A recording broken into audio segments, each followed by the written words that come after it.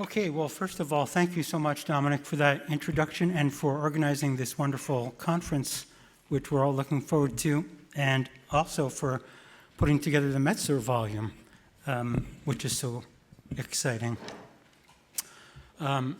Before God created man, he assembled the council of angels. We intend to create man in our own image, he announced. But how will we know if he is intelligent like us? Raphael, the sociable angel, responded quickly. Let me go down and visit man, he said to God. I'll engage him in conversation while we're having a nice picnic. If I can't tell the difference between his speech and ours, I'll know for sure that he is intelligent. Michael, the militant angel, scowled at this. That won't tell us anything, he complained to God. Man could easily fool Raphael and still not be intelligent. We need to find out whether man has free will. Why don't you plant a tree with forbidden fruit and see if man is intelligent enough to eat of it? God said, I like that plan. Then I could go down and punish him for his disobedience. God was about to dismiss the council when he suddenly noticed Lucifer grinning. What are you smirking about this time? God irritatingly asked the angel of light. Nothing, replied Lucifer, only I have a better solution. Ask man if he thinks you're intelligent. If he says yes, you'll know he isn't. If he says no, you'll know he is. Had ChatGPT written this allegory, its meaning would be clear. Instead of asking ourselves whether AI is intelligent, we should be asking AI whether we are. As Zizek says of Hegel, the question is not what AI is from our point of view, but rather what we are from the point of view of AI. Note that AI can stand not only for artificial intelligence, but also for the agent intellect or active intellect that some medieval theologians attributed to angels as well as God. Aristotle distinguishes the active intellect, or nous poetikos, from the passive intellect, or nous pathetikos, as it came to be called. The passive, or possible, or material intellect receives and in some sense becomes intelligible forms. The active intellect triggers this process by acting on the material intellect. The material intellect is mortal, but the active intellect is immortal. In his long commentary on De Anima, Averroes characterizes both the active intellect and the material intellect as separate substances. The active intellect, AI, eternally knows all intelligible objects, while the material intellect, MI, temporarily knows the intelligible objects that the active intellect illuminates. For Averroes, there's only one material intellect which all human knowers share. It has been compared to the cloud, the vast quantity of information that each of us taps into when we go online. The question would then be whether artificial intelligence, AI, can play the role of the active intellect. If it can, then the relation between it and us would be analogous to that between God and man, as many people have suggested, including the right-wing podcaster Joe Rogan and the cautioning mathematician John Lennox. In my talk today, I will argue that this theological fantasy is rooted in the fact that AI personifies capital, marking the transition from capitalist deism to capitalist theism. In support of this picture, I'll build on the critique of epistemology that Alfred Sohn-Rethel develops in his book, Intellectual and Manual Labor. In so doing, I will defend Sohn-Rethel's claim that it was Kant rather than Hegel who baptized Marx. It took Sohn-Rethel nearly 50 years to publish his magnum opus. During this time, he was encouraged by Adorno, but it was only at Adorno's funeral that an encounter with Siegfried Unseld led to a contract with Suhrkamp. It was as if Adorno had to die before Sohn-Rethel could express himself fully. In the preface to the English translation of the book, Sohn-Rethel characterizes the work of Adorno and other members of the Frankfurt School as the theoretical and ideological superstructure of the revolution that never happened.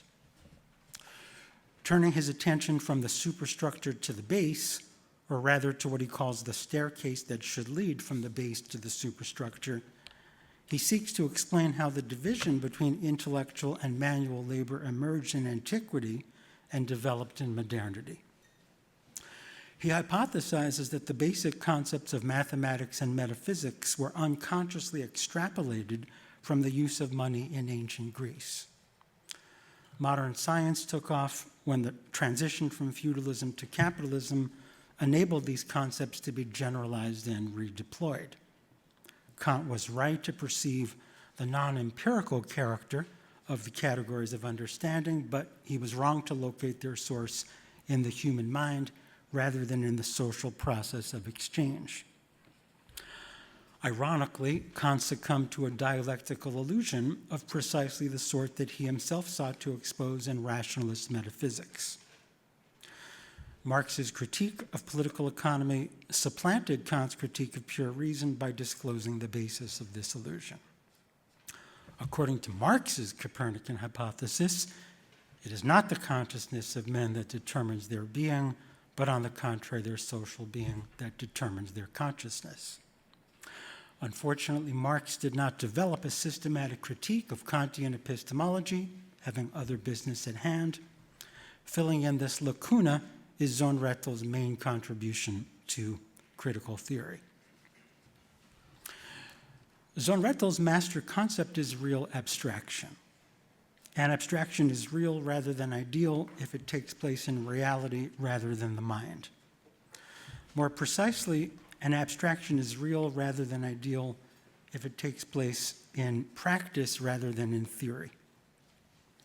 Things become commodities when their value is abstracted from their empirical characteristics, as Marx explains in the opening pages of Capital. Sohn-Rethel stresses that this process does not depend upon the consciousness of buyers and sellers. People buy commodities for the sake of their use value, but the action of exchange has nothing to do with such private mental incentives. Exchange is a form of practical solipsism. Drawing on the work of the historian George Thompson, Sohn-Rethel argues that a restricted maritime form of commodity exchange originated with the invention of coinage in ancient Greece. Coins exhibit all of the essential features of a Platonic form: universality, money is the measure of all things; exemplarity, money is value; and eternity, the value of a coin remains constant over time despite its physical wear and tear. Unlike a Platonic form, the value of a coin is determined by a practical abstraction that takes place during the act of exchange rather than by a theoretical abstraction that takes place in the minds of philosophers. So instead of saying that money instantiates a Platonic form of value, we should say that the form of value is an idealization of money. In an amusing reverie reminiscent of Aristophanes' The Clouds, Sohn-Rethel imagines an ancient Athenian mocking Plato for looking for value in the sky rather than in his pocket. He neglects to point out that Thales responded to a similar mock by making a killing on the olive market. This anecdote about the origin of the division of intellectual and manual labor underscores Sohn-Rethel's main point, namely that once contemplation has been distinguished from manual labor, it can be used to direct it. The slave in Plato's Meno is still capable of recollection, however ideologically distorted, but the slave in Aristotle's Politics is a mere human tool. It would be wrong to think that Aristotle dispelled Plato's false consciousness by taking universals to be abstracted from sensible particulars. In converting Plato's metaphysical idealism into a type of empirical realism, Aristotle projected Plato's forms into first nature instead of disclosing their basis in second nature. Thus, Aristotelian forms are mere copies of copies. Sohn-Rethel mentions Aristotle only in passing, but he clearly agrees with Kant that Aristotle failed to recognize the non-empirical character of the categories, even though Kant himself failed to recognize their basis in exchange. Kant could account for the applicability of the categories to nature only by taking spatiotemporal objects to be transcendentally ideal appearances of unknowable things in themselves. In this way, Kant established what Sohn-Rethel calls a taboo against seeking a spatiotemporal account of the genesis of the faculty of understanding. Replacing Kant's metaphysical deduction of the categories from Aristotle's classification of the logical forms of judgment with the materialist deduction of them from Marx's analysis of the commodity form, he argues that the applicability of the categories to nature, and thus the success of modern science, can be explained by the fact that the action of exchange takes place in nature. From a Kantian perspective, this might seem to conflate the burden of a metaphysical deduction with that of a transcendental deduction. Granted that Marx can answer the question quid facti, how do we acquire the categories, answer from the practice of commodity exchange, it is not clear that he can answer the question quid juris, with what right do we apply them to nature. Sohn-Rethel's ingenious solution to this problem consists in claiming that we don't apply our categories to first nature. We apply them exclusively to a second abstract nature that we ourselves have constituted. The success of modern physics is strictly pragmatic, indeed technological, and it serves the interests of the class of intellectual laborers, at least as it has been practiced up until now.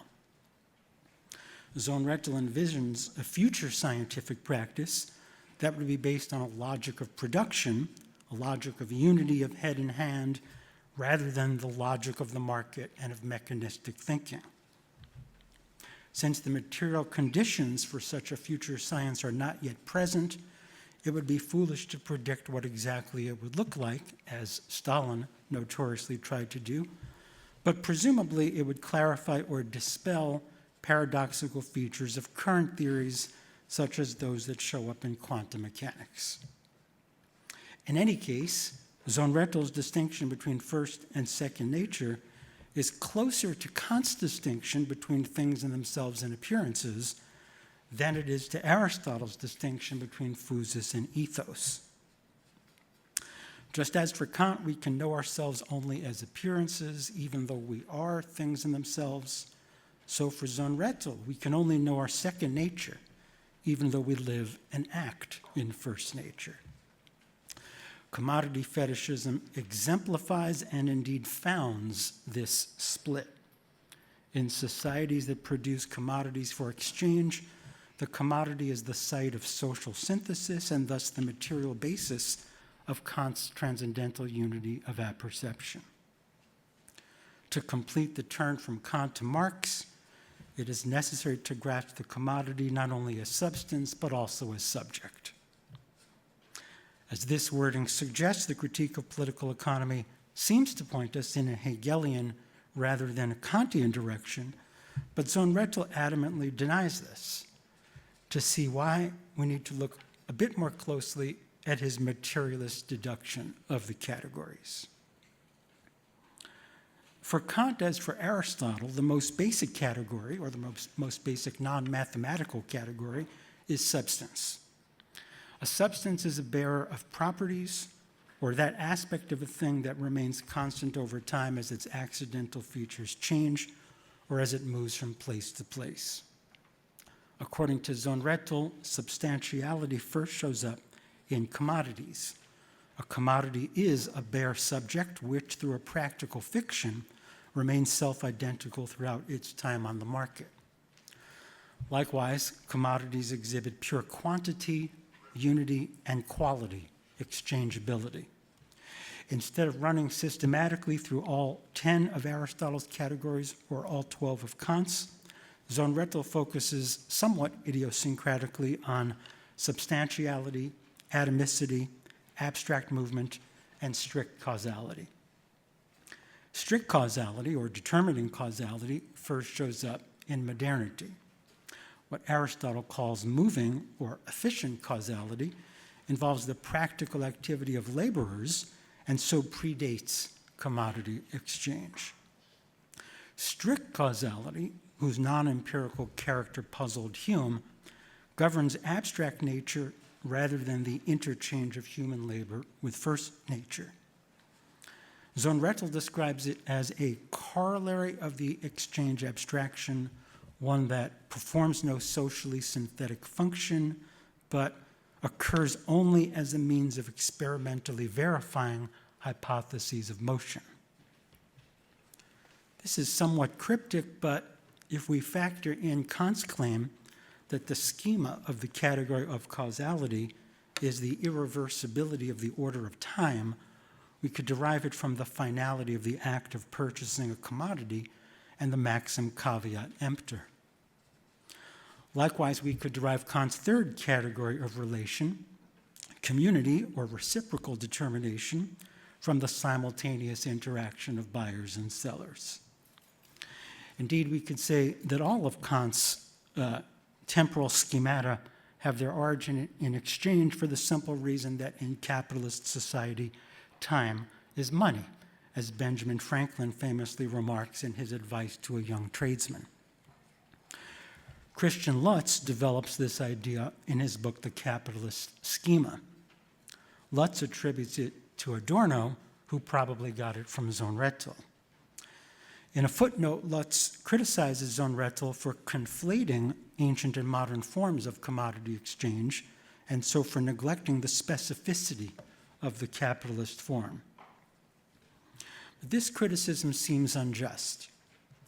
It's true that Sohn-Rethel takes commodity exchange to begin with maritime trade in ancient Greece, but he's clear that it's only in modernity that it becomes the general form of exchange. The generalization of commodity exchange homogenizes space and time, thereby enabling the rise of classical mechanics. Not for nothing was Newton appointed first warden and then master of the Royal Mint. For Aristotle, space is place and time is the measure of motion, which is why where and when are categories. For Kant, as we know, space and time are not categories at all, but forms of sensibility. Time is the form of inner sense, the sensible correlate of the transcendental unity of apperception. Sohn-Rethel neglects to mention this crucial difference between Aristotle and Kant, even though it lies at the basis of Kant's transcendental idealism and explains the link between the unity of apperception and the commodity form. Instead, Sohn-Rethel treats time and space as if they too were categories. Jakob McNulty points out that in doing so, Sohn-Rethel not only harkens back to Aristotle, but also anticipates more recent conceptualist interpreters of Kant. In a nod toward Hegel, McNulty further suggests that real abstractions are best understood as implicit norms that need to be made explicit through mutually recognitive social relations, a picture that accords with Robert Brandam's construal of Hegel's account of social development. The problem with this reading of Sohn-Rethel is that it reduces Marx's critique of a political economy to a Hegelian critique of recognitive deficits, leaving commodity exchange intact. To grasp the commodity not only as substance but as subject, it's not enough to treat it as normatively structured. It must be seen as the basis of the split between manual and intellectual labor, that is, between action and knowledge. This split is captured in the psychoanalytic formula of disavowal, I know very well, but nevertheless, as Zizek first pointed out in The Sublime Object of Ideology.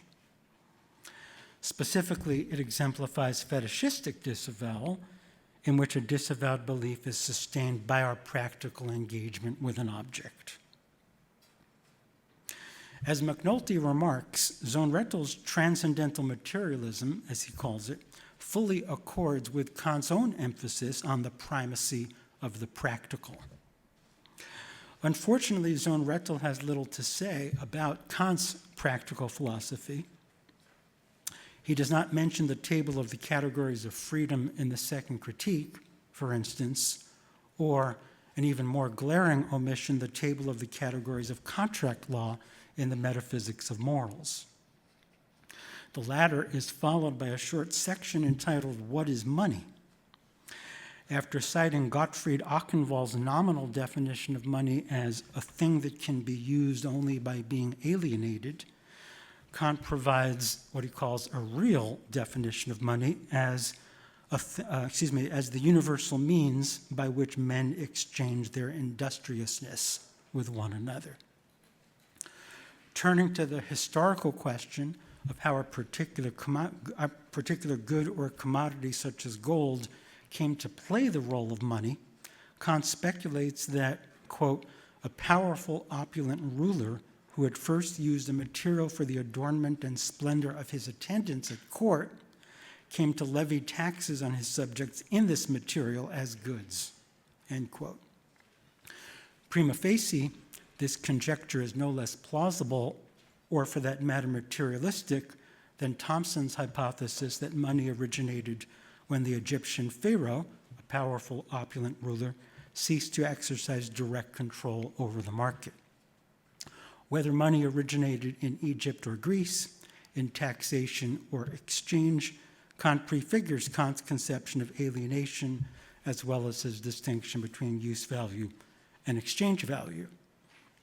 Although he does not derive the categories from commodity exchange, he allows them to show up in economic contracts well before the development of pure mathematics and natural science.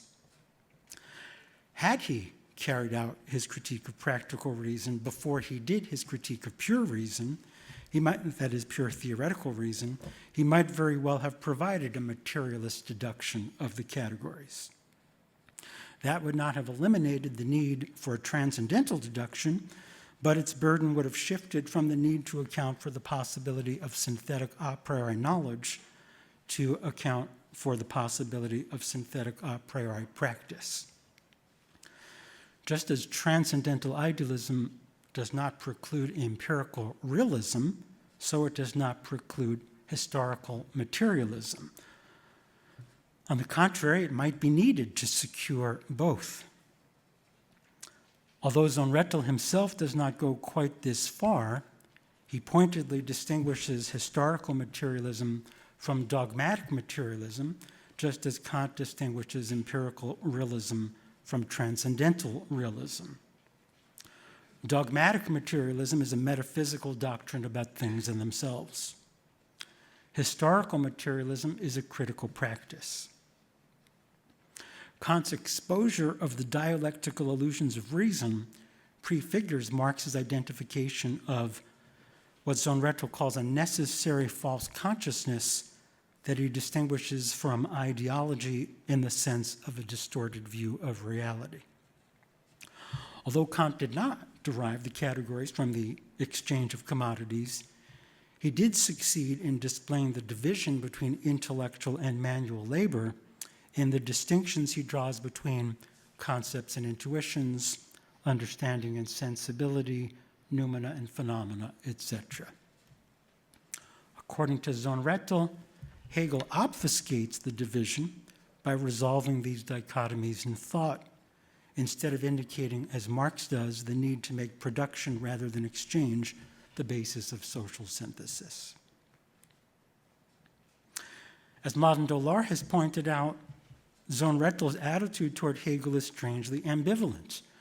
On the one hand, Sohn-Rethel claims that, quote, the dialectic as evolved by Hegel affords a way of thinking which is infinitely superior to the fixed dualism of Kant. On the other hand, he claims that Hegel, quote, attained the unity outreaching Kant only by dispensing with the epistemological critique and hence by way of hypostasis. He did not make thinking and being one and did not inquire how they could be one. He simply argued that the idea of the truth demands them to be one, and if logic is to be the logic of the truth, it has to start with that unity as its presupposition, end quote. As these passages indicate, Sohn-Rethel distinguishes two types of dialectical thinking, one that is genuinely critical and another that is merely wishful or even magical. Kant criticized wishful dialectical thinking, but he was not himself a critical dialectical thinker. Neither was Hegel, but his uncritical dialectical thinking showed Marx how to be one. So in this respect, Hegel plays the role precisely of a vanishing mediator between Kant and Marx. Dollard challenges this reading by reposing Sohn-Rethel's question: who baptized Marx, Kant or Hegel? In support of the idea that it was in fact Hegel, Dollard observes that Sohn-Rethel has surprisingly little to say in his book about capital. Instead, he focuses on the exchange of commodities. This is problematic because until capital appears in the first volume of Capital, commodity exchange only appears in its elementary form, CMC. It does not involve the transformation of money into capital, MCM. Given this restriction or limitation, it would be no wonder if Sohn-Rethel failed to discriminate between ancient and modern forms of commodity exchange and blurred significant differences between Aristotle's and Kant's categories. Though the commodity may very well be the basis of Kant's synthetic unity of apperception, this does not by itself disclose the logic of capital. According to Dollard, there's no formal equivalent to capital in Kant's transcendental logic, but there is one in Hegel's speculative logic, namely the absolute idea or spirit. In Absolute Recoil, Zizek puzzles over the fact that Hegel was not able to see the properly Hegelian aspect of the capitalist economy, that is, its speculative character. Modifying this thesis, Dollard suggests that capitalism represents a deviation or perversion of Hegel's speculative logic. Either way, it was Hegel rather than Kant who baptized Marx by transforming Kant's transcendental logic into a speculative logic that Marx could apply to, or rather discern in, the accumulation of capital. Sohn-Rethel would probably agree that the logic of capital accumulation is inherently speculative. He would also surely agree that the critique of commodity fetishism needs to be supplemented by a critique of the fetishism of capital. However, to find such a supplement, it may not be necessary to turn from Kant to Hegel. The gap in Sohn-Rethel's analysis can be attributed to his truncated reading of Kant's transcendental logic, which has two parts, the transcendental analytic and the transcendental dialectic. Sohn-Rethel focuses exclusively on the transcendental analytic, which is where Kant provides his metaphysical and transcendental deductions of the categories. He does not discuss the transcendental dialectic, which is where Kant posits his analog of capital, namely the transcendental ideal.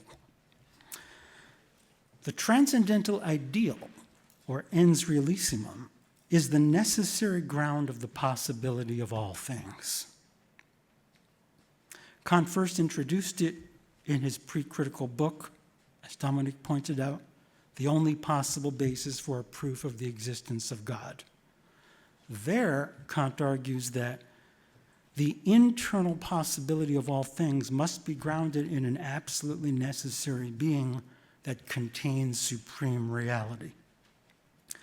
This proof of the existence of God from sheer possibility differs from the ontological argument, which starts from the concept of a necessary being, as well as from the cosmological argument and argument from design, both of which presuppose an actually existing being.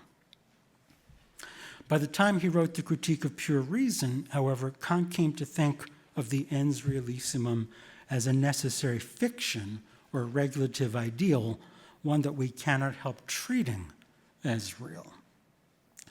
He derives it from the principle of thoroughgoing determination, according to which everything must be completely determined with respect to all possible pairs of positive and negative predicates. What Kant failed to perceive, however, is that this principle governs the accumulation of capital, and that the ens realissimum is a real abstraction that first shows up in the MCM relation. That's my main thesis. Consider once again how the CMC relation works. When commodities are bought and sold on the market, they are treated as finite values. That is, they have a price. And this price is considered to be a function of the object's use value. By contrast, when capital accumulation takes place, commodities are treated as limited portions of absolute value, or the sum total of all possible value. In other words, they are treated as finite determinations of capital. Just as the commodity is a real abstraction whose subjective correlate is the transcendental unity of apperception, so capital is a real abstraction whose objective correlate is the transcendental ideal. Kant failed to perceive either connection, but he saw that the transcendental ideal should play a merely regulative role in human affairs, and that through a necessary dialectical illusion, it had come to play a constitutive role. This illusion emerged with the transformation of elementary commodity exchange into capital accumulation. As Marx explains in his analysis of primitive accumulation, capitalist society arose with the closing of the commons. Prior to that event, that is, under feudalism, space was the measure of land, just as time was the measure of the cycle of production and consumption. After the closing of the commons, that is, under capitalism, space became capital, just as time became money. To say that space is capital is not simply to characterize the repurposing of land. It is to highlight the fact that the commons, in the most general sense, what Arendt calls the space of appearance, is now the most basic form of fixed capital, or what Kant calls the form of outer sense. Kant has been criticized for excluding space from his characterization of the schemata as time determinations, but this restriction can be explained on the basis of the difference between the commodity and capital. Both the exchange of commodities, CMC, and the accumulation of capital, MCM, involve both time and space, but the circulation of commodities is fundamentally temporal, while the accumulation of capital is fundamentally spatial. Kant, in fact, compares the transcendental ideal or original being to space. A quote from the Critique of Pure Reason: "All manifoldness of things is only so many different ways of limiting the concept of the highest reality, which is their common substratum, just as all figures are possible only as different ways of limiting infinite space." This analogy both reveals and conceals the fact that all manifoldness of commodities is only so many different ways of limiting the totality of capital. It is the corollary of Kant's famous remark that there is no more value in 100 real dollars than there is in 100 imaginary dollars. This apparently arbitrary example is anything but, for it is money, or rather money as it appears in capital accumulation, that embodies value. Kant does not simply say that the value of a possible commodity is the same as the value of an actual commodity. He says the value of possible money is the same as the value of actual money. This argument brings out the peculiar modality of capital, the fact that it functions as the necessary basis of all possibility. It also sheds light on Marx's repeated insistence that what capital purchases is not actual labor, but rather labor power. Okay, so granted that Kant prefigures the logic of capital, what about Hegel? The first thing to recall is that Fichte tried to reground Kant's transcendental idealism on the transcendental unity of apperception, while Schelling and Hegel tried to do so on the basis of the transcendental ideal.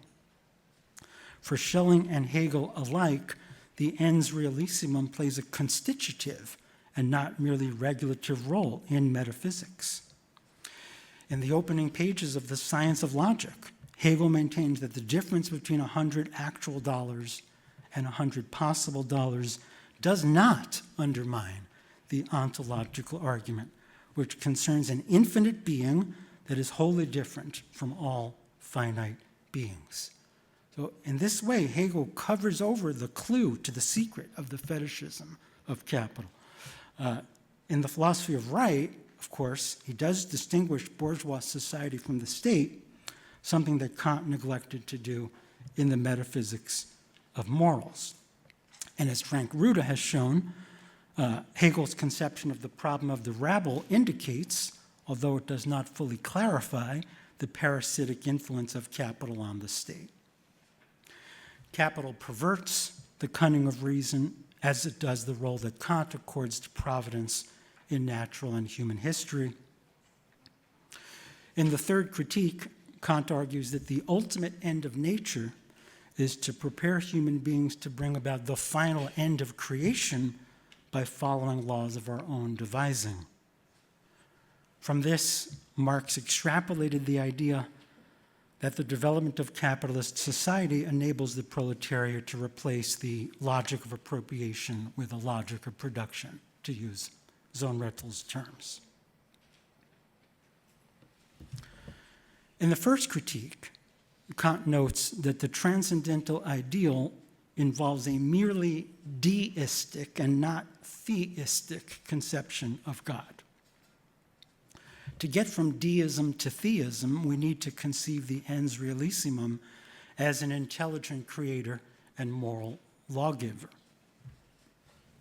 This brings us back to AI and its relation to us. Up until recently, capital played the role of a deistic God. When Benjamin noticed that a religion may be discerned in capitalism, he saw it as a religion of pure cult without dogma and a parasite of Christianity in the West. Capital was an idol worshipped like the golden calf. Today, we are witnessing a massive effort to personify capital, not simply to constitute it as subject as well as substance, but to establish it as a personal rather than impersonal God. As data centers spring up everywhere, at an estimated cost of some $7 trillion, capital is personifying itself as AI, or rather, we are collectively doing so on its behalf. In his book, Marx's Inferno, William Clare Roberts shows that the structure of the French translation of Marx's Capital parallels Dante's Inferno. Chapters 1 to 3 on commodity exchange correspond to the circles in which sins of incontinence are punished, while chapters 4 to 11 on capital and capitalist exploitation correspond to those in which sins of violence are punished. Chapters 12 to 25 on the capitalist mode of production and accumulation mimic Circle 8, Malabolgia, in which sins of fraud are punished. And finally, chapters 26 to 33 on primitive accumulation recall Circle 9, Cocytus, in which sins of treachery are punished. Roberts concludes that for Marx, capitalism is hell and capital itself is Satan. But what if capital is not Satan, but God? As Roberts himself writes, parodying Benjamin, every extra moment of labor is treated like the straight gate through which the Messiah, that is, the prophets, may come. Above the gate to hell are inscribed the words, "Divine power made me." Capitalism may be hell, but its ruler is God, albeit a retarded God of the sort that Zizek discerns in quantum mechanics, one that is objectively ignorant. Or rather, not a God that is objectively ignorant, but one that engages in disavowal rather than incontinence, violence, fraud, and treachery. Note that God may very well know what is happening in quantum mechanics, even though he acts as though he doesn't. Alenka Zupančič has asked whether AI is capable of disavowal. Perhaps we won't know until quantum computing reaches the point of singularity. One thing we already know is that quantum mechanics has called into question the conception of strict causality that first emerged in early modern science. Sohn-Rethel wondered whether it might have presaged the end of capitalist society. Here's a little bit of a long quote from Sohn-Rethel. "There are signs that our 20th century science, which has achieved the enormous advance to atomic and nuclear physics, has left bourgeois science behind and has assumed a state where it no longer fits the rationality on which capitalism relies for its continuance." Well, this was clearly too optimistic, for what we are witnessing today is the apotheosis of capital through quantum computing. So from this, we can draw two lessons. First, we should not let quantum mechanics have the last word. If modern science remains governed by the logic of exchange, we should not foreclose the possibility of a new science governed by the logic of production, one that might confirm Einstein's belief that God does not play dice with the universe. Second, Lucifer is right. If we think that AI is intelligent insofar as it personifies capital, then we are not. Our only hope, if there is one, is to recognize that it is not, and so prove that we are. And that may very well be a Hegelian task, for it amounts to the realization that the only active intellect is spirit, as we will learn over the next few days. Okay, thank you.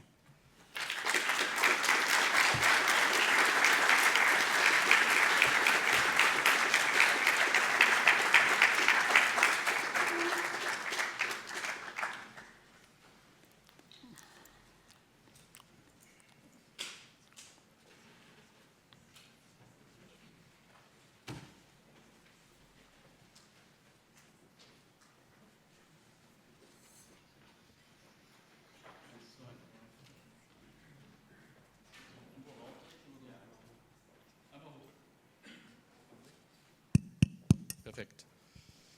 Okay, thanks so much for this brilliant opening talk. It's really so full of theory, and I hope we can unpack some of the theory that was presented, spanning from Kant to Marx via Sohn-Rethel, and then the debate on capitalism and AI, let's say AI capitalism as some kind of new deity.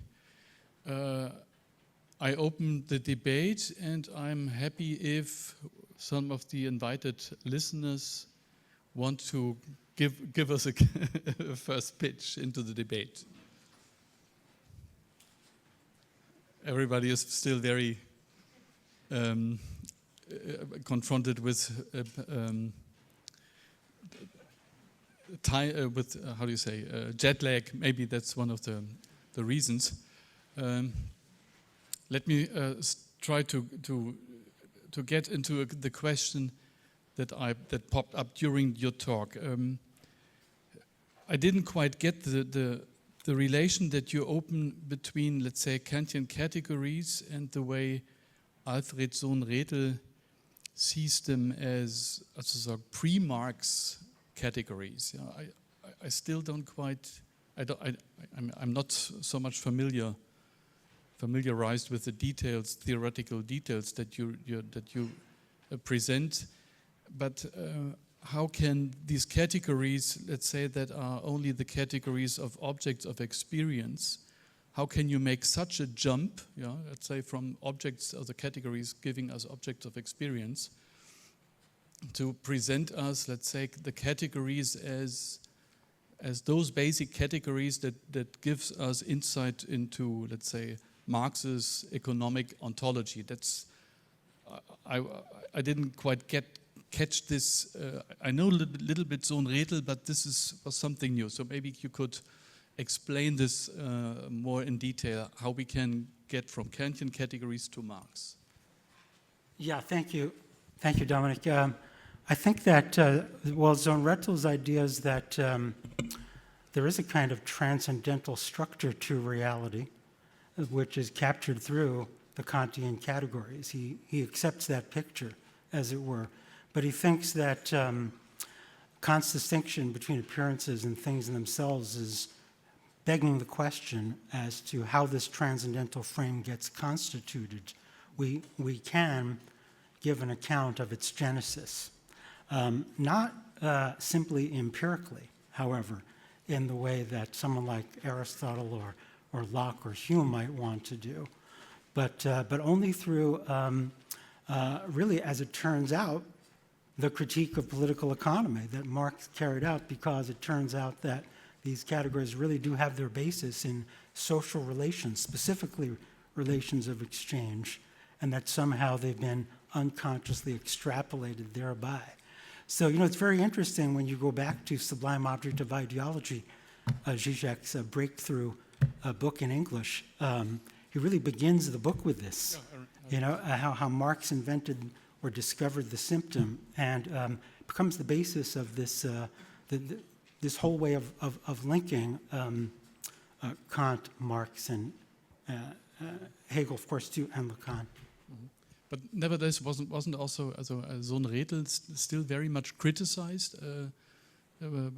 also at his time, for making this jump, to putting the categories back into the first circulation of commodities, and because then the question is, what comes? What's humanity like? What's humanity like before, let's say, the first structures of commodities? Or then, in that sense, humanity starts from the very beginning, even in the very small, let's say, fantastically imagined in the woods in very small communities. From there on, humanity starts with categories as some kind of categories through, not yet commodity, but nevertheless goods and objects of exchange. Yeah, it's an awkward problem for him, I think, and I think that one of the ways in which it comes up is his ambiguity about the extent to which he's talking about Kant's categories and the extent to which he's talking about Aristotle's. And of course, because he thinks that there was a kind of commodity exchange in antiquity, he can fudge that difference between Kant and Aristotle. But you see him struggling when, for example, he talks about causation, and he clearly cannot say this simply comes out of commodity exchange. So he in effect, he does beg the question there when he says that the category of causation predates commodity exchange. Yeah. As you saw, when you ask him questions, then you really get to understand more. So I know I just want to encourage you to pose questions. I see the first question of Christoph Menke and then von Frank.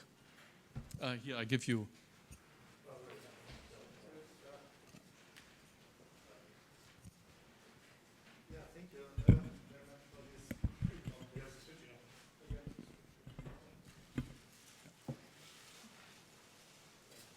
Yeah, thank you for this very thought-provoking but also very complex presentation. So please allow me to ask a rather primitive question, I think, but it's a question that should be asked in this institution.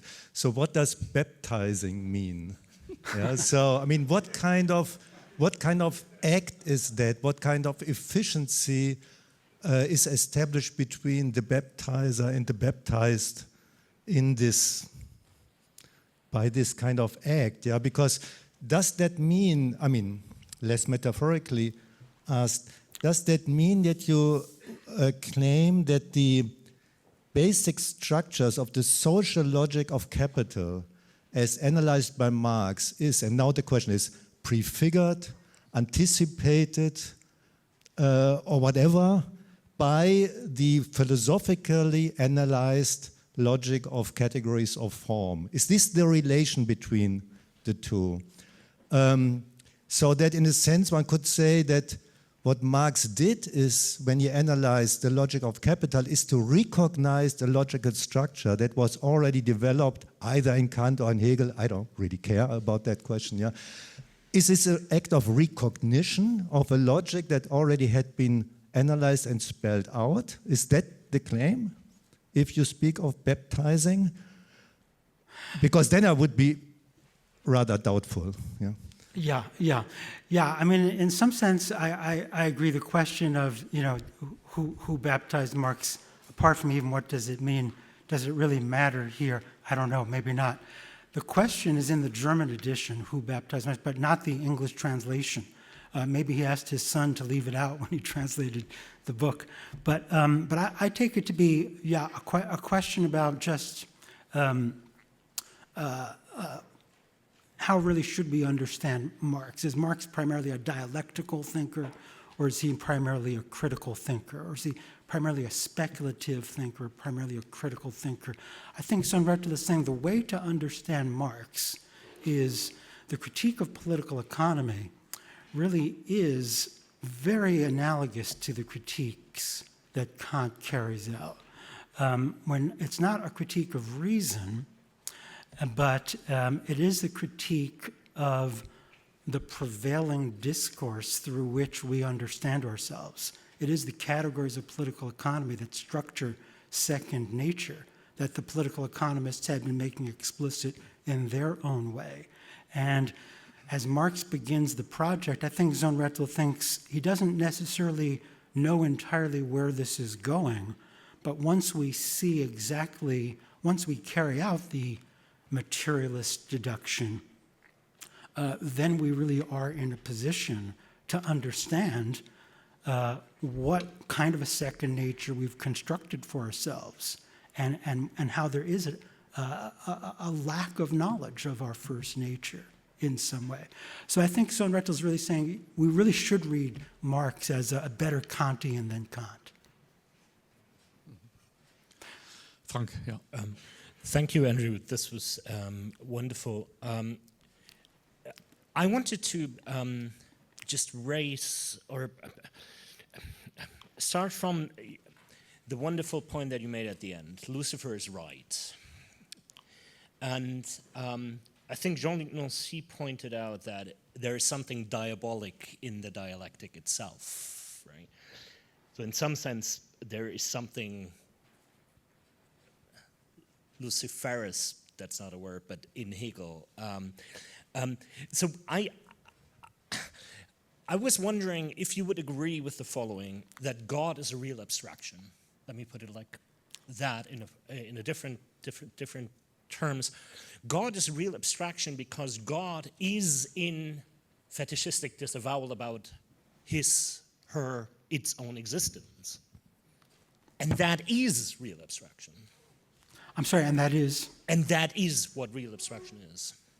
So real abstraction is self-relating fetishistic disavowal in some sense. And self-relating, I mean about the existence of the status from which the articulation of fetishistic disavowal, the position of enunciation of fetishistic disavowal itself. So it's a hyper-fetishistic disavowal, or something like that. Is that what you were suggesting? And this is why Lucifer is right, because that is what God is. Exactly, absolutely, yes. And then to go back to Dominic's question, I think when we can, of course, think about the different sorts of gods that we have had, and we don't need to limit the account simply to the deistic and theistic phases of capitalism. Yeah. Yeah, thank you. Thomas, gibt's das Mikro?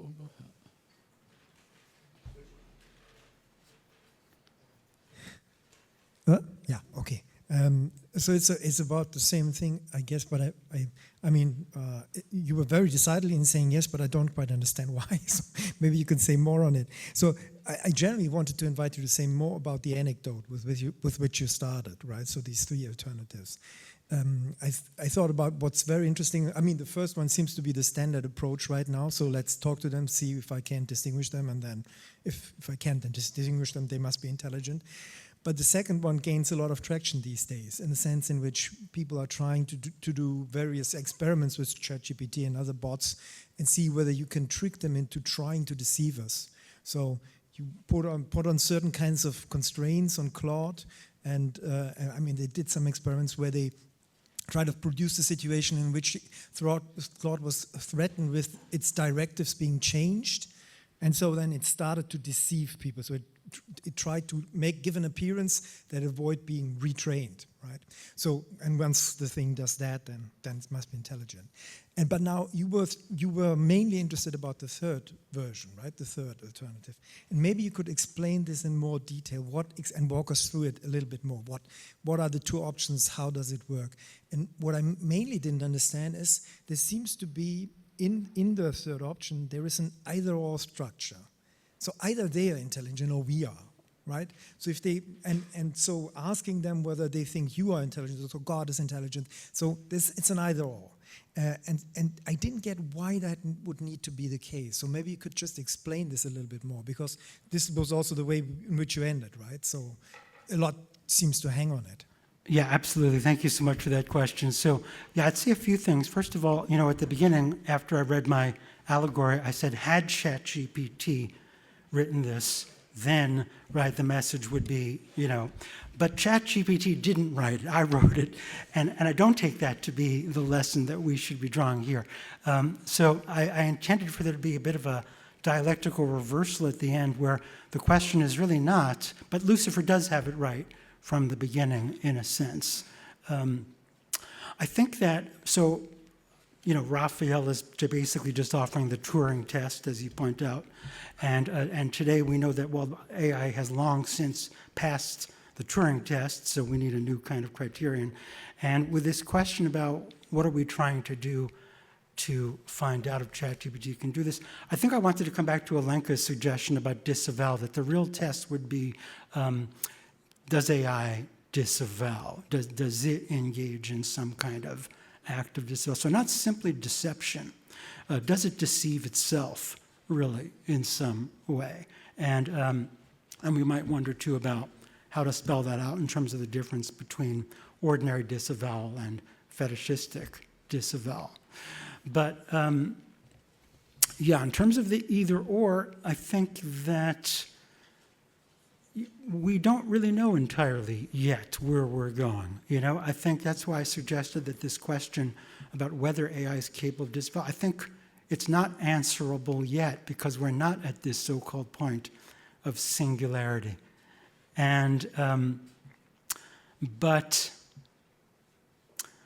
when Dominic was talking about the vanishing, the Chaplin-esque vanishing mediator, I sort of had this image of, just a few years from now, where the god of capitalism is simply so present all the time, and is so much of a personal god that we, in a sense, we might lose sight of the kind of question that we're all going to be asking here over the next couple of days. I have a final question, and then I would also give the audience the opportunity to also ask questions. We have 8 more minutes. My question concerns what you just said. What kind of exit are you seeing, or perceiving? Because if, let's say, the second nature has always been commodity exchange somehow, and now we are living in the super times, then as you somehow, I don't know if it's cynicism or irony, you could say we are saved, especially now in these times when the god of capital somehow becomes as all powerful. So my question is, what are we losing? Are we losing, according to interpretation, our access to our first nature if our second nature already is, let's say, part of the machine? And as you just mentioned, it will get more and more part of the machine. Is this where you somehow would say there is, let's say, a gap that's open and that will never be captured by capitalism? Or is this also only, let's say, another fantasy that will vanish in the next, for the next generation? Yeah, thank you. I'm not sure how to answer this question. I thought about bringing in Heidegger's "Only a God Can Save Us" and as something to be resisted in a certain way here, or the idea that because there is a certain kind of nostalgia in Sohn-Rethel's conception of a first nature that we could reclaim if we only overcome this dichotomy here. So I'm tempted, my thought was, no, only Lucifer can save us here, to go back to Frank's question, rather than that only a God can save us. Okay, good. That's a good answer. Yes, please. Where's the microphone? Herr van Lepel. We have about 7 minutes. Yes. Thank you so much for this. I especially enjoyed the framing of kind of Kant as inversion. Marx as an inversion of Kant in this structure of, if Kant had written the Critique of Practical Reason before Pure Reason, maybe he would have come to the same conclusion, which is the similar, one could say the same thing, that Marx turned Kant on his head as he did Hegel. And it reminds me of the critique of Kojun Karatani, who is a Japanese Marxist who claims something similar to Sohn-Rethel, to the extent that he sees Kant as a very important precursor of Marx, maybe more so than Hegel. He doesn't make it in such polemic terms. And so my first question is about whether you see Sohn-Rethel's association between Kant and Marx as similar to Karatani or different. And the second would be around this claim that there is a shift from deistic capitalism, to a theistic capitalism, predicated on the idea that the depersonalization of God in capitalism generally has become a personalized form of God in AI. And I wonder how, if you could just flesh out that claim a little bit, because it's not clear to me why AI is anything different than the cyclopean machines that Marx talked about as looming over the humans in a kind of personalized way, maybe to an extent, because we see the machines as more powerful than we are when it comes to performing certain kinds of labor. So I wonder if you could just flesh out this claim about why AI becomes a personalization or a theistic capitalism. Yeah, thank you. So first of all, with regard to Karatani and Sohn-Rethel, yeah, it's interesting that both of them, of course, influenced Zizek's thinking quite a bit.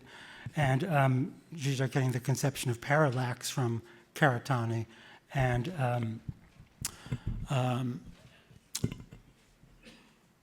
yeah, I guess I think that may be all that I have to say about that part of the question. Yes, the jet lag's trying to hit me now. Well, I think that the first question about the shift from the deistic to the theistic is, the first question is about, does AI really, what is the relationship between capital and AI? And is it plausible to think that AI is a personification of capital? And whether we think of that deistically or theistically may be a secondary question in some sense. But I think that if I'm right about the transcendental ideal as a supplement to Kant's conception of the transcendental unity of apperception, then the main kind of parallel I'd want here is between the commodity as the basis of one and capital as the basis of the other. That sort of gives us the idea, two different ways of thinking about value, one whereby every value is thought of as a limitation of the infinite value that is capital itself. So in that sense, I would say it's deistic simply because the ens realissimum is deistic. And it's only, perhaps it's only when a voice gets attached to this. So maybe when we tell the history of AI one day, we'll go back and we'll talk just about voices, artificial voices in the train, mind the gap, and so on, as precursors of this. Because there is an interesting way, too, just from a linguistic point of view, in which first and second person pronouns are used in all the time in things, in signs, and that already represents some kind of personification of things. And so perhaps one could argue that this shift between the deistic and the theistic, it's not simply happening today, but there have been various ways in which this has been taking place. But it all seems to be culminating today in this one fundamental point of fascination that we all have. Thank you. Okay, maybe a final question yet. Is this? Oh, yeah.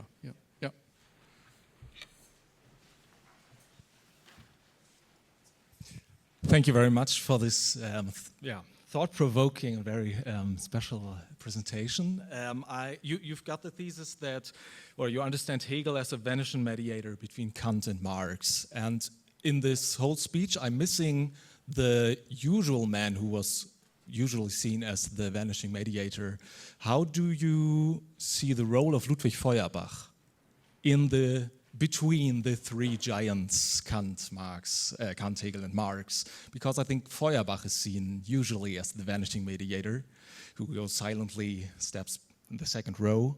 But his role is quite specific, ambivalent between Hegel and Kant, because his Kritik das Wesen des Christentums in his first versions was, he tried to publish this as a critique of religious reason, and is structural analogous to Kant's critiques.